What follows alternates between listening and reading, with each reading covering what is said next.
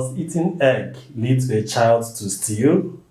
And does eating a lot of meats, especially before finishing your food, a bad behavior in a child? Did you hear such?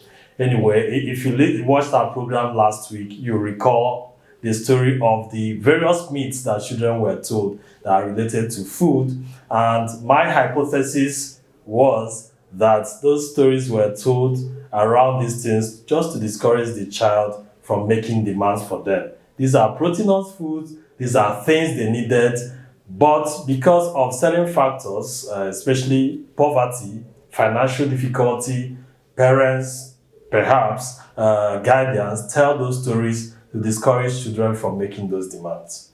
Our conversation continues on childhood malnutrition. Let's talk health. My name is Dr. Laz and Mr.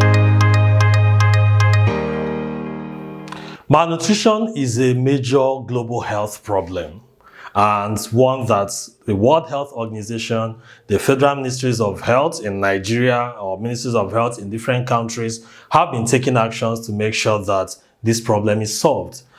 Like I said the previous week, Nigeria is the country with the second highest number of children living with severe acute malnutrition. And malnutrition could be undernutrition or overnutrition. So we dealt extensively on undernutrition in the previous week. And like I promised, we talk a bit more about overnutrition this week.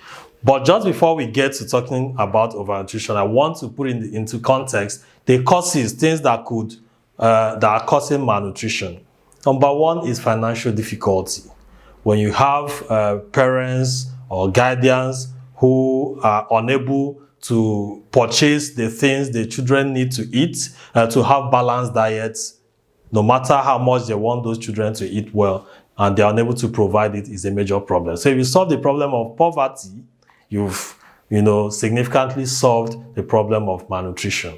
Then number two is some medical conditions that predispose to malnutrition. If you are having diarrhea disease, someone eats, it's not as if you're not eating well or you're not eating enough, but with diarrhea disease, you eat and the food goes out. And there are also some persons who have some medical conditions known as anorexia, or it used to be known as anorexia nervosa, where someone is scared to eat, either because he or she doesn't want to gain weight, and he doesn't just want to eat, he wants to overmeasure what he or she takes. There's also the bulimia nervosa, which is the opposite in terms of food behaviors. Both of them don't want to gain weight, they just want to keep a certain body size. But unlike anorexia, where the person is not eating at all, in bulimia, the person is doing what we call binge eating and purging. Binging and purging. So he eats a lot of food and either induce vomiting to vomit them, or takes laxatives, to purge off some of those foods. Some kind of interesting condition, not very common, but it exists. So you also have a situation where someone eats and have some other medical condition that affects digestion. So in these situations, please ensure that you see a doctor. Then mental health conditions, for instance, depression, what I call the double D, depression and dementia. So for someone with depression, a person is not interested in anything. Dementia, the person is forgetful. He can't remember anything. He can't even remember that he or she has not eaten. There's also psychosis. Some persons who have a very severe situation may also affect their eating habits. One very common cause of overnutrition is those who consume a lot of sugar-sweetened beverages. You have so many of them, I don't need to name them. But drinks, they come in different forms, and also biscuits, sweets, all these things that contain sugar. So you chew, you drink, burgers, and all of that. So excessive consumption leads to overnutrition. And they store a lot of calories within the adipose tissues, the areas, fatty areas in the body. And when this gets excess, it causes a problem. So now I've come to overnutrition. Let me dwell a bit on that. So the body takes what it needs, and what it does not need, it disposes.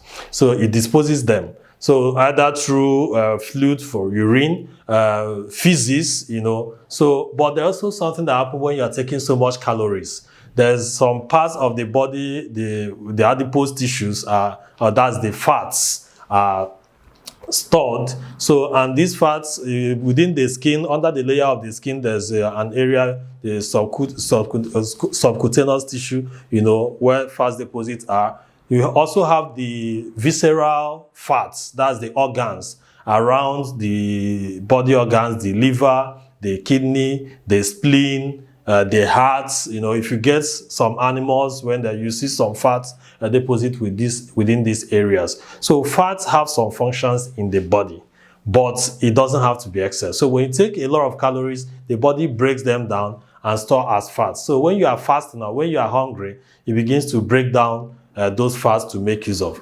But when the body have exhausted storing these fats within these adipose tissue areas, what happens? The fats begin to get bigger because there's no more space to store them.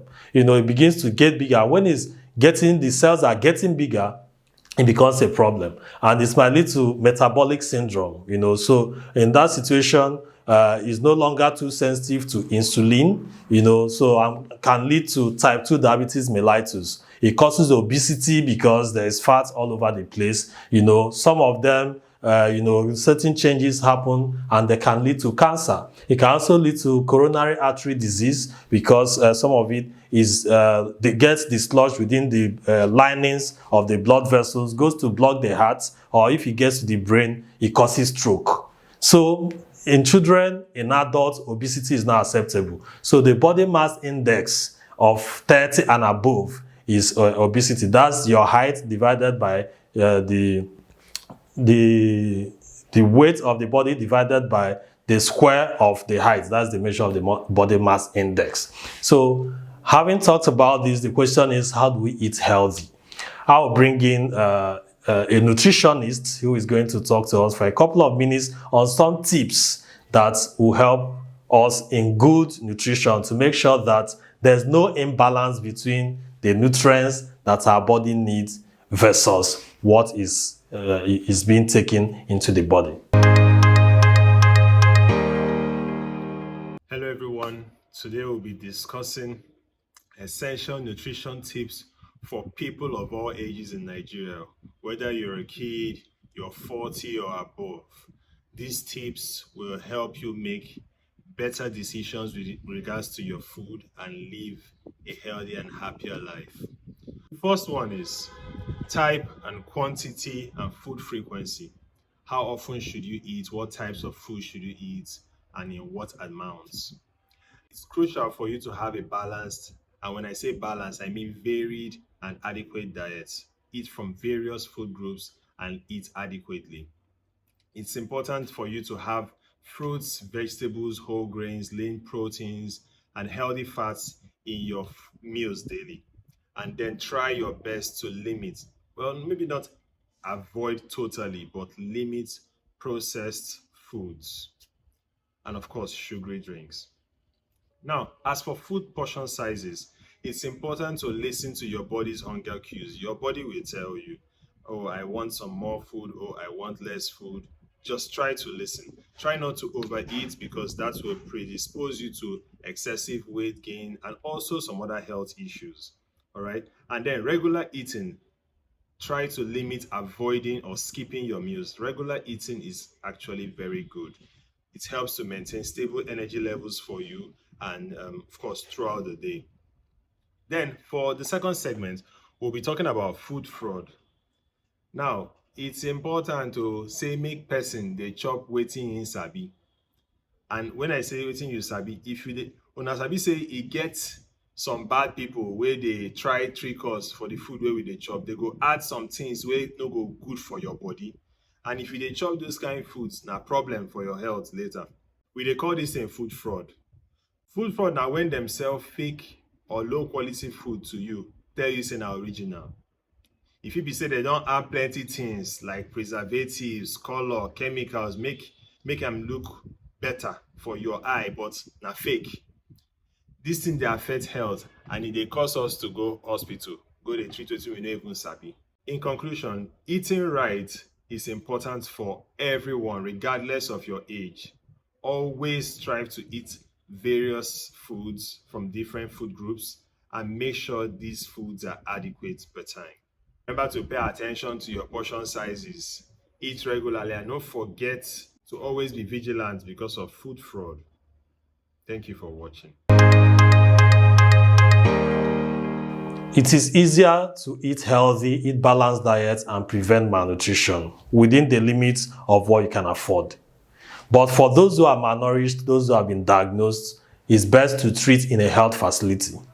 So there are some micronutrients that children are given over time, and it works like miracle. So if along your neighborhood you see children who look too short for age, too very low weight for their height, protruding tummy, prominent ribs, and all of that, please take them to a health facility, either a health center, a general hospital, a private hospital, wherever it is, so that experts can treat them. It's not just by pumping them with food. Sometimes it's being calculated and graded on how they are going to recover from it. It's really very important. So as you watch this, let's take actions to make sure that no Nigerian child gets malnourished, at least not in our lifetime. My name is Dr. Laz Eze.